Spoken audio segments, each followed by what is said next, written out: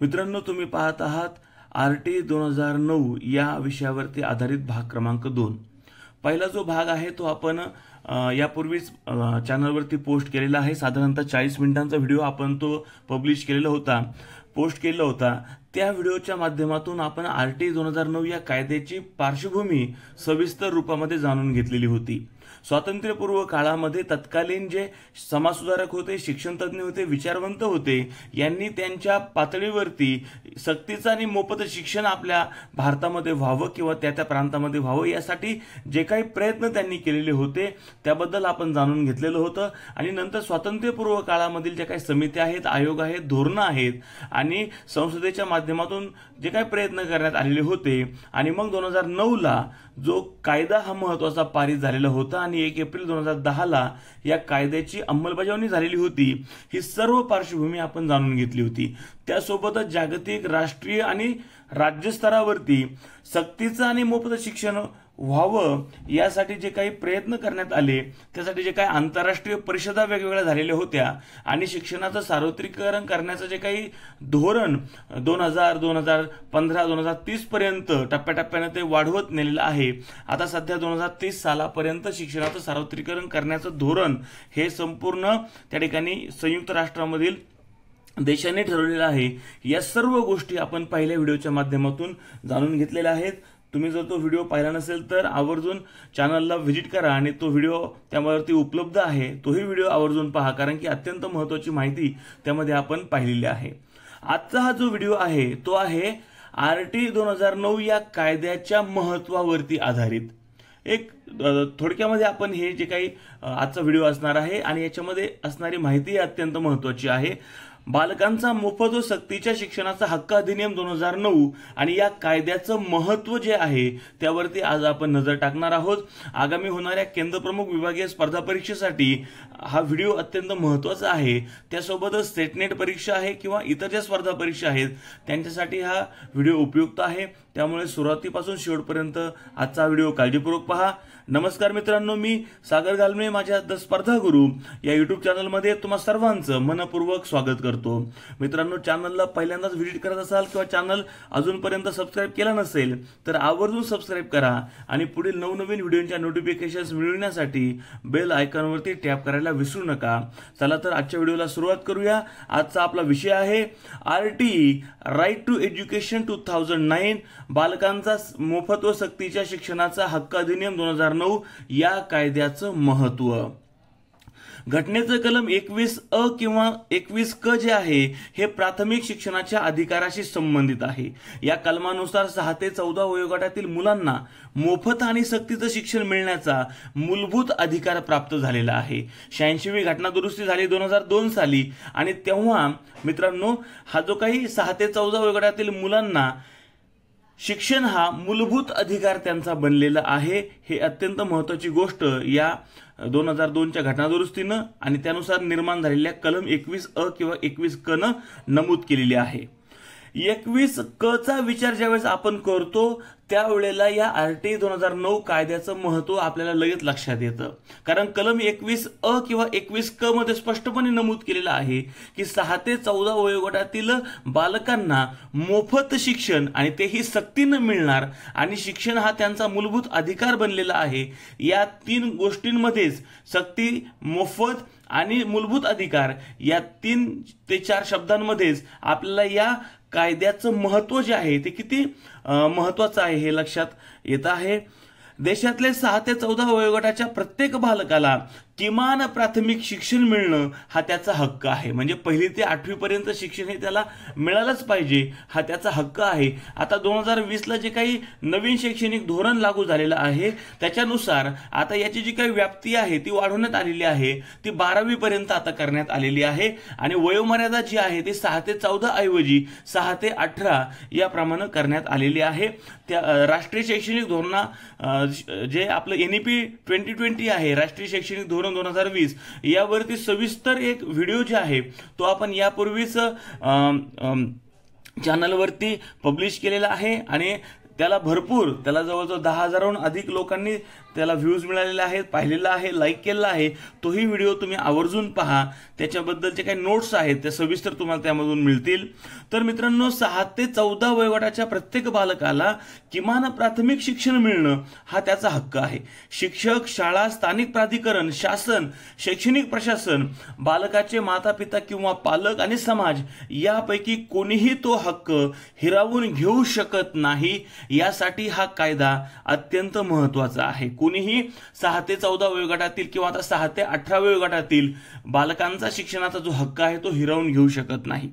मोफत आणि सक्तीचे ह्या 2 शब्द प्रयोगांपैकी मोफत हा जो शब्द आहे तो बालकांसाठी लागू आहे. प्रश्न येऊ शकतो की हा जो काही कायदा आहे 2009 या कायद्यामध्ये जे काही मोफत हा शब्द नमूद केलेला आहे तो कोणासाठी लागू आहे?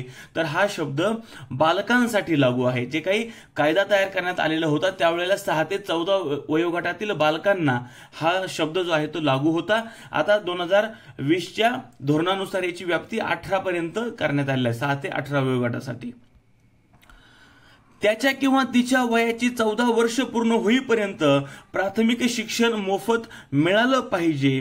अशा मोफत शिक्षणाच्या प्रवाहात त्याच्या वयाची 14 वर्ष पूर्ण होईपर्यंत त्याला किंवा तिला पाठविणं, तसेच शिक्षणाची, शाळेची, शिक्षकाची उपलब्धी करून देण्याची सक्ती शिक्षक, पालक, शाळा, समाज, शासन, स्थानिक प्राधिकरण, शैक्षणिक प्रशासन इत्यादी सर्वांवरती असणार आहे. समजा शाळेमध्ये विद्यार्थ्यांना पाठवले पण त्या ठिकाणी शिक्षक उपलब्ध नाहीयेत तर हे या कारणानुसार सुद्धा त्याला, आता वेगवेगळी कारणं तर आहेतच की बालक शाळेपर्यंत येत नव्हता पण आता शाळेपर्यंत आलाय आणि त्या ठिकाणी जर शिक्षक उपलब्ध नाहीत तर जे काही स्थानिक जे शिक्षक असतील किंवा ज्या स्थानिक शालेय व्यवस्थापन समिती असेल, समाज असेल किंवा जे अधिकारी वर्ग असतील त्यांच्या माध्यमामधून शिक्षक त्या ठिकाणी उपलब्ध झाला पाहिजे. आणि शिक्षक उपलब्ध झाल्यानंतर त्या विद्यार्थ्याचं शिक्षण हे सुरू होणार आहे. म्हणजे कोणत्याच कारणानुसार त्या बालकाचं शिक्षण हे खंडित होता कामा नये असं या कायद्यानं सांगितलेलं आहे आणि म्हणून हा कायदा अत्यंत महत्वाचा आहे. सक्तीचा हा जो शब्द प्रयोग आहे तो शिक्षणाचे सार्वत्रिकीकरण करण्यासाठी वापरलेला आहे. मोफत हा शब्द बालकांसाठी लागू आहे आणि सक्तीचा शब्द जो आहे तो शिक्षणाचं सार्वत्रिकीकरण करण्यासाठी हा शब्द लागू आहे. कारण की अनेक कारणांमुळे बालकांना घरी ठेवण्यात येत होतं, शिक्षणाच्या प्रवाहापासून दूर करण्यात येत होतं आणि म्हणून सक्तीचं मोफत शिक्षण असावं मात्र ते सक्तीचं असावं हे जे स्पष्टपणे नमूद केलेलं आहे कायद्यामध्ये ते शिक्षणाचं सार्वत्रिकीकरण करण्यासाठी हा शब्द प्रयोग त्या ठिकाणी करण्यात आलेला आहे. परंतु ही सक्ती का? आता पुढचा प्रश्न, मग मोफत आहे, सक्तीचा आहे, पण सक्ती का? तर याचं उत्तर जाणून घेण्यासाठी आपल्याला काही गोष्टी लक्षात घ्याव्या लागतील. त्यातली पहिली गोष्ट आहे ती म्हणजे विविध वयोगटाची बालकं शाळेत दाखल होत नाहीत किंवा जाणीवपूर्वक ती दाखल केली जात नाहीत. काय कारण आहेत बरं या दाखल न होण्याची किंवा दाखल न करण्याची? तर पहिलं कारण आहे पालक अर्थार्जनासाठी गेल्यावरती किंवा जे काही काम धंद्यासाठी ते व्यवसायासाठी गेल्यानंतर किंवा मजुरीसाठी गेल्यानंतर घरकाम करावं लागतं. म्हणजे पालक जे वंचित शोषित घटकातील जे काही पालक आहेत ज्यांना म्हणजे काम केल्यानंतरच पोटाला खायला मिळणार आहे अशा समाजातील जे काही घटक आहेत ते पालक ज्या वेळेला कामासाठी मजुरीसाठी घराबाहेर पडतात त्यावेळेला घरातली घरगुती कामं करण्यासाठी या बालकांना घरीच ठेवलं जातं आणि त्याच्यामुळे त्यांचा शाळेशी कुठल्याही प्रकारचा संबंध येत नव्हता. दुसरं कारण आहे ते म्हणजे मुलांनाही अर्थार्जन करावं लागत होतं. बालमजुरी जी आहे, बालमजुरी त्या ठिकाणी होत होती किंवा पालकांना आर्थिक हातभार म्हणून या मुलांना सुद्धा ते सोबत कापसाची वेचणी असेल, कांदे काढणं असेल किंवा वेगवेगळ्या अशा कामांसाठी किंवा हॉटेलमध्ये कामाला पाठवणं असेल, ही जी काही वेठबिगारी आहे किंवा मजुरी आहे यासाठी मुलांना पाठवलं जात होतं आणि म्हणून या मुलांचा शिक्षणाचा कुठल्याही प्रकारे संबंध राहत नव्हता. आणि तिसरं जे कारण आहे, मुलगी आहे म्हणून शाळेत घालत नाहीत. समाजामध्ये असेही अनेक घटक आहेत आजही जरी RT 2009 आलेला आहे, शाळाबाह्य विद्यार्थ्यांचं प्रमाण मोठ्या प्रमाणावरती कमी होत आलेलं आहे, असं जरी चित्र आता आहे, आजही आपण पाहिलं महाराष्ट्रामध्ये 5.5 लाख विद्यार्थी जवळजवळ वेगवेगळे जे काही रिपोर्ट्स येतात त्याच्यामध्ये असं सांगितलं जातं की 5.5 लाख किंवा कालचा जो काही मोठ्या वर्तमानपत्रांमध्ये जे काही लेख आलेले होते आणि आधारची जी काही सक्ती करण्यात आलेली आहे त्याच्यानुसार 5.5 लाखाहून अधिक विद्यार्थी शाळाबाह्य होऊ शकतात, अशा पद्धतीची एक बातमी पेपरला आलेली होती. तर हे झालं, समजा शाळाबाह्यचं प्रमाण आता पहिलं खूप होतं ते आता कमी कमी होत आलेलं आहे, परंतु मुलगी आहे केवळ म्हणून त्या बालकाला शाळेत घातलं जात नव्हतं. अशा या कारणांमुळं ही जी काही 6 ते 14 वयोगटातील बालकं होती ती शिक्षणाच्या प्रवाहापासून दूर राहत होती, त्यांना दाखल केलं जात नव्हतं किंवा शाळेत पाठवलं जात नव्हतं. दुसरं कारण आहे ते म्हणजे बालके मध्येच शाळा सोडून जातात.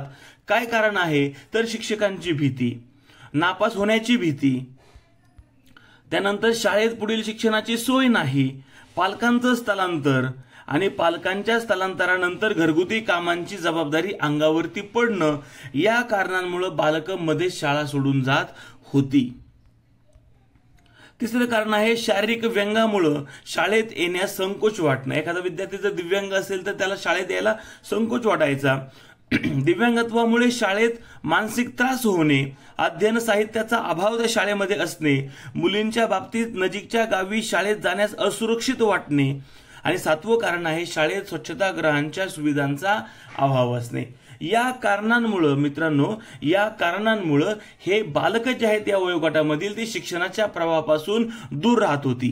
ज्या ज्या कारणानं बालक शिक्षणापासून वंचित राहतो त्या त्या कारणांचं निराकरण करण्याची सक्तीची जबाबदारी संबंधित शिक्षक, शाळा, शैक्षणिक प्रशासन, स्थानिक प्राधिकरण आणि शासनातील जे जे घटक या सुविधा पुरवण्याशी संबंधित असतील त्यांच्यावरती आता सक्ती करण्यात आलेली आहे की शाळेमध्ये त्या ठिकाणी या सोयी सुविधा उपलब्ध असल्या पाहिजेत.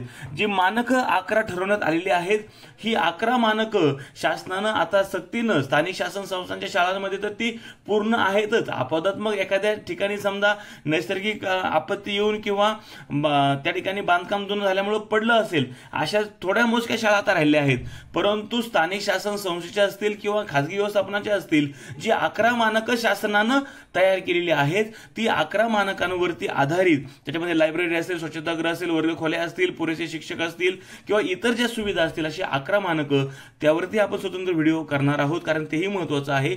ही 11 मानकं शाळेमध्ये असलीच पाहिजे, हे आता बंधनकारक आहे आणि त्याप्रमाणे सुविधा कायद्यानं म्हटल्यानंतर या गोष्टी आता शाळांमध्ये उपलब्ध झालेल्या आहेत. सुविधा उपलब्ध करा जेणेकरून विद्यार्थ्यांचं शिक्षण हे त्या ठिकाणी थांबलं नाही पाहिजे. शिक्षकांची भीती तर आता कायद्यामध्येच नमूद केलेलं आहे की शारीरिक किंवा मानसिक प्रकारची कुठल्याही प्रकारची शिक्षा त्या बालकाला होता कामा नये आणि त्याच्यामुळं आता जे काही आनंददायी शिक्षण पद्धती आहे, विद्यार्थी केंद्रित शिक्षण पद्धती आहे किंवा रचनावादावरती, ज्ञान रचनावादावरती आधारित शिक्षण पद्धती आहे, तेच आता हसत खेळत शिक्षण शाळांमध्ये चालू असल्यामुळं मोठ्या प्रमाणावरती जे शाळाबाह्य विद्यार्थी होत होते त्याचं प्रमाण आता कमी झालेलं आहे आणि शाळाबाह्यचे सर्वे सुद्धा दरवर्षी केले जातात आणि जे काही विद्यार्थी आढळतात त्यांनाही शिक्षणाच्या प्रवाहामध्ये आणलं जातं. आता कायदेशीर बंधन काही घालण्यात आलेले आहेत या कायद्यानुसार, म्हणून हा कायदा महत्वाचा आहे. बालकं सतत किंवा अधूनमधून गैरहजर राहतात आणि या बाबतीमध्ये मग पालक आहे, शिक्षक, मुख्याध्यापक, शाळा व्यवस्थापन समिती, स्थानिक प्राधिकरण यांच्यावरतीही आता कायदेशीर बंधन घालण्यात आलेलं आहे. SMCचे जे काही कर्तव्य आहेत त्याच्यामध्ये सांगितलेलं आहे पालकांना की तुम्ही जरी ते बालकं गैरहजर राहत असतील तर SMCचे अध्यक्ष, उपाध्यक्ष आणि सदस्यांना सुद्धा त्या पालकाच्या घरी भेट देऊन या विद्यार्थ्यांना रेग्युलर शाळेमध्ये पाठवण्यासंदर्भात सूचना केल्या आहेत किंवा शिक्षक असतील, मुख्याध्यापक असतील त्यांच्या कर्तव्यांमध्येच या गोष्टी नमूद केलेल्या आहेत की विद्यार्थ्यांना जरी ते अधूनमधून गैरहजर राहत असतील तरी सुद्धा त्यांना नियमित कसं ते येतील यासाठी प्रयत्न करायला सांगितलेलं आहे आणि हे बंधनकारक केलेलं आहे. यासाठी हा कायदा महत्वाचा आहे. कोणतेही बालक शाळेबाहेर किंवा शिक्षणाच्या प्रवाहापासून दूर राहणार नाही याकडे कायद्याचं लक्ष आहे आणि म्हणून दरवर्षी हे सर्व्हे वगैरे होत असतात आणि सर्व्हेमध्ये जर हुकून चुकून काही विद्यार्थी सापडले तर त्यांनाही दाखल केलं जातं. शारीरिक व मानसिक शिक्षांना किंवा अभ्यासाच्या दडपणाला भिवून कोणतेही बालक शाळेपासून दूर जाता कामा नये ही गोष्ट या कायद्यामध्ये नमूद केली आहे. आणि सगळ्यात महत्त्वाचं RTA 2009 तर आता सांगितलंय की 1ली ते 8वी पर्यंत परीक्षा पद्धतीच राहिलेली नाही, म्हणजे विद्यार्थी त्या ठिकाणी आता हा बदल झालाय. एक गेल्या वर्षीपासून 2024-25 शैक्षणिक सत्रापासून बदल झालाय की 5वी आणि 8वीच्या विद्यार्थ्यांना त्या ठिकाणी पुन्हा एकदा परीक्षा पद्धती लागू झाली आहे किंवा जे विद्यार्थी अनुत्तीर्ण होतील त्यांना पुनर्परीक्षा त्यांची घ्यायची आहे आणि जर त्याच्यातही उत्तीर्ण झाले तर पुन्हा त्यांना त्याच वर्गामध्ये ठेवायचं आहे. हा बदल झालाय, हा बदल झालेला आहे. परंतु 2009च्या कायद्यानं काय सांगितलं RTA 2009 की आता 1ली ते 8वी पर्यंत जे विद्यार्थी आहेत त्यांचं जे काही आकारिक आणि संकलित मूल्यमापन केलं जाणार आणि त्यांना पुढच्या इयत्तांमध्ये पाठवायचं आहे. आणि जे काही परीक्षेचं बंधन जे आहे, भीती आहे ती होती त्याच्यामुळे आणि ज्या घटना घडलेल्या होत्या ती परीक्षेची भीतीच आता या कायद्यानुसार नाहीशी झालेली आहे. त्याच्यामध्ये आता हा जो बदल 24-25 सालामध्ये झाला आहे तोही तुम्ही लक्षात घ्या. आणि आपण शिक्षक आहात त्याच्यामुळे आपल्या सगळ्यांना हे माहिती आहे. विद्यार्थी वर्गात आपल्या समोर वावरताना मनमोकळे असावेत, मुक्तपणे आपल्याशी बोलावेत, आपल्या शंका त्यांनी निर्भयपणे विचाराव्यात, आपले विचार सहजपणे व्यक्त करावेत. यासाठी वर्गामध्ये मैत्रीपूर्ण वातावरण राखायचं आहे.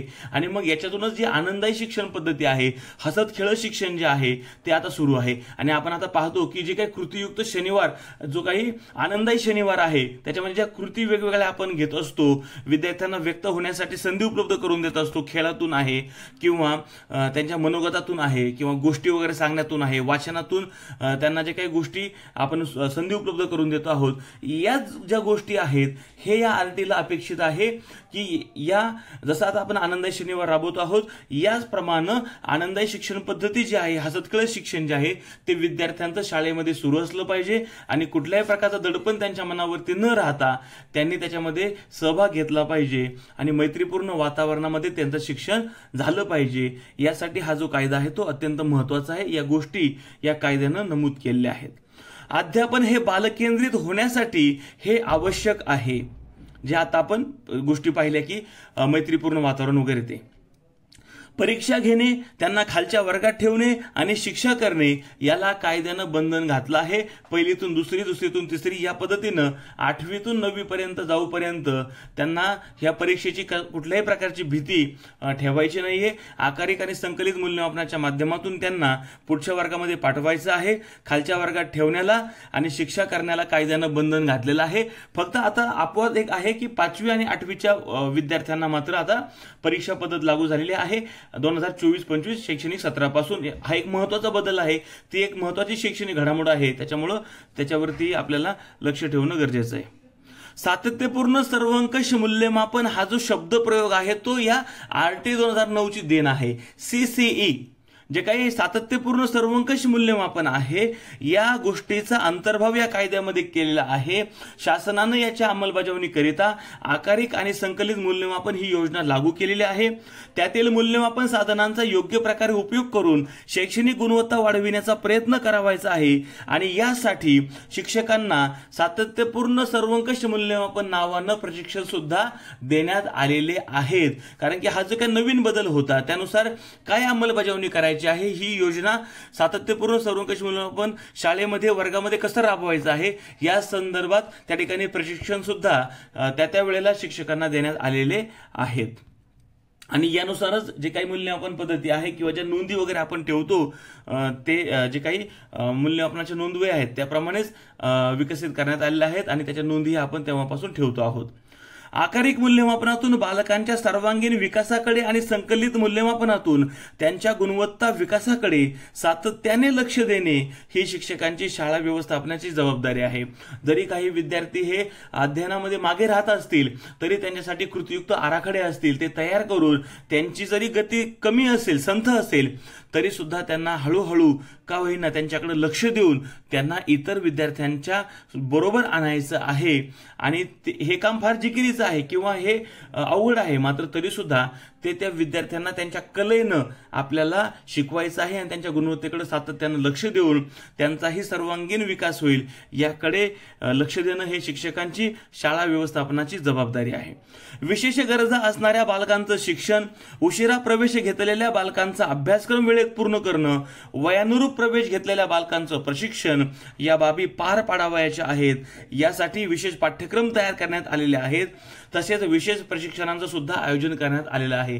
आता साधा एक उदाहरण जर पाहिजे झालं, जे अंध विद्यार्थी आहेत, जे विद्यार्थ्यांना जी आपली रेग्युलर पुस्तकं आहेत ती काही कामाची नाहीत, त्यांच्यासाठी शासनानं ब्रेल लिपी जी आहे त्याच्या माध्यमामधून मोठ्या आकाराची जी काही A3 स्वरूपातली जी काही पुस्तकं आहेत ती शासनानं डेव्हलप केलेली आहेत आणि शिक्षकांना सुद्धा त्या पद्धतीनं प्रशिक्षण हे देण्यात आलेलं आहे।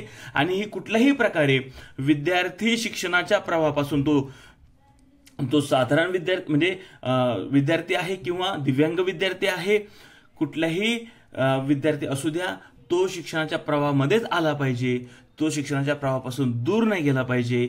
आणि यासाठी RT 2009 मध्ये या ज्या गोष्टी आहेत या नमूद केलेल्या आहेत आणि या गोष्टींवरती आधारित त्या ठिकाणी प्रश्न पेपरला विचारले जाऊ शकतात। आणि म्हणून आजचा हा व्हिडिओ खास तुमच्यासाठी घेऊन आलेलो होतो। मित्रांनो, आपण हा संपूर्ण व्हिडिओ पाहिला त्याबद्दल मी आपला आभारी आहे। आपल्याला आजचा व्हिडिओ आवडला असेल तर नक्कीच त्याला लाईक करा, तुमच्या काही कमेंट्स असतील तर नक्कीच कमेंट बॉक्समध्ये मांडा आणि आपल्या मित्रांना इतर ग्रुप्समध्ये हा व्हिडिओ शेअर करायला विसरू नका। आणि चॅनल अजूनही सबस्क्राईब केला नसेल तर आवर्जून सबस्क्राईब करा। मित्रांनो, व्हिडिओ जे आहेत ते द स्पर्धा गुरु या माझ्या युट्यूब चॅनलवरती तुम्हाला मिळत आहेतच। तुम्ही तो चॅनल सबस्क्राईब केला नसेल तर आवर्जून सबस्क्राईब करा, कारण की ज्या वेळेला नवनवीन व्हिडिओ पब्लिश होतात त्या वेळेला त्याच्या नोटिफिकेशन्स तुम्हाला मिळत असतात, म्हणून चॅनल आवर्जून सबस्क्राईब करा। आता दुसरा जो महत्त्वाचा भाग आहे तो सरावाचा भाग आहे। आपण ज्या स्पर्धा परीक्षांची तयारी करतो आहोत त्यासाठी सराव पेपर सोडवणं हे फार महत्त्वाचं आहे आणि विनामूल्य स्वरूपामध्ये मोफत सराव पेपर आपल्याला माझ्या www.thesparthaguru.com या वेबसाईटवरती सुद्धा उपलब्ध आहेत। त्यामुळे आवर्जून आजच या वेबसाईटला भेट द्या आणि सराव पेपर सोडवा। तुम्ही ज्या स्पर्धा परीक्षांची तयारी करत आहात त्या सर्व स्पर्धा परीक्षांच्या तयारीसाठी तुम्हाला स्पर्धा गुरुकडून खूप खूप शुभेच्छा। आजचा हा व्हिडिओ आपण पाहिला